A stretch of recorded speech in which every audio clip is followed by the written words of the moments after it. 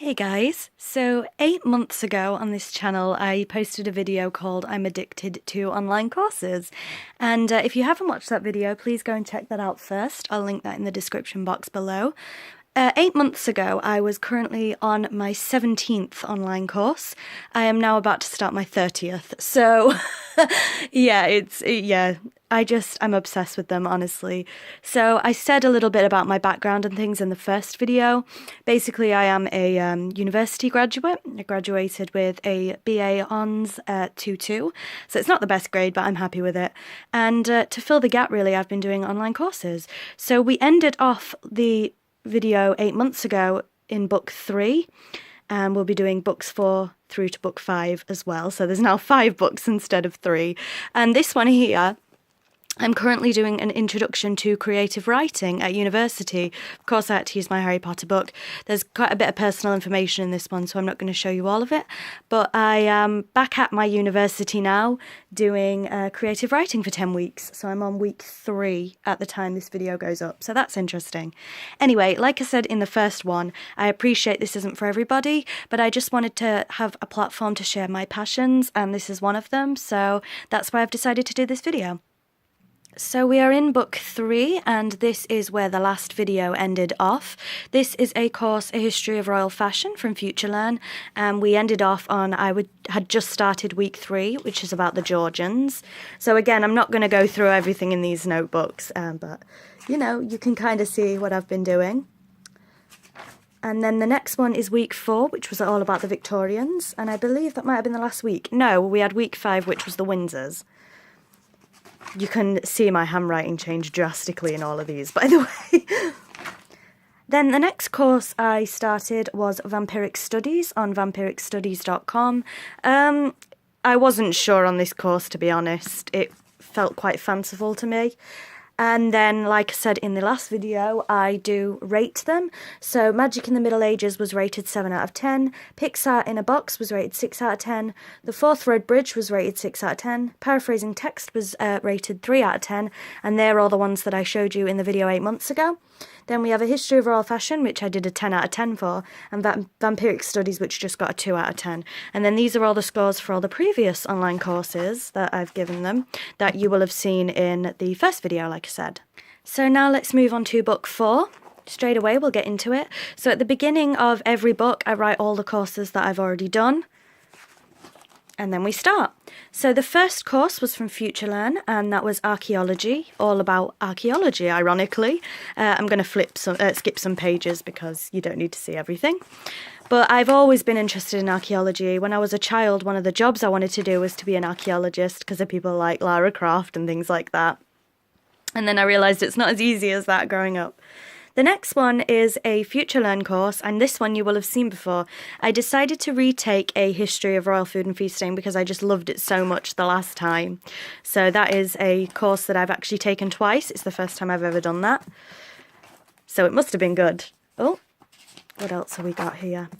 The next one is an EDX course, and it's the rise of superheroes and their impact on pop culture. So this one's actually a little bit sad now because one of the people who helped on the course was Stan Lee, who has unfortunately passed away now. So it's a little bit sad, but it was a great course, and it was obviously all about superheroes, which obviously I'm a huge Batman fan, but I do appreciate other superheroes and other comics, and it's just a lot about comics, and it was just great. So I'm going to skip on a little bit. There's a lot for this one. And you had 2 ways to go with this course. You could either, I'm going back now, write a superhero or draw one, something like that. The next course was from Open Culture, and that's the evolution of Batman in cinema from 1939 to the present, which of course I said I was a huge Batman fan. This one was quite short, it didn't take very long at all. The next course in here is History of Reading, an Introduction to Reading in the Past from OpenLearn University. As you know, I'm a huge history fan and I love reading and English, so that one was pretty interesting. And as you can see, I do colour code things as well because I'm that kind of person. And then the next one here is Physical Theatre, Exploring the Slap from FutureLearn. I don't know, I think I've mentioned this before, but I did do performing arts for a little while as a college course. I didn't get on with it, unfortunately, but I've always been interested in the performing arts and drama side of things. So physical theatre's always been something that's got me. So that's it for this notebook, and I've scored them. Archaeology, 8 out of 10. The second time doing a history of royal food and feasting, of course, it got a 10.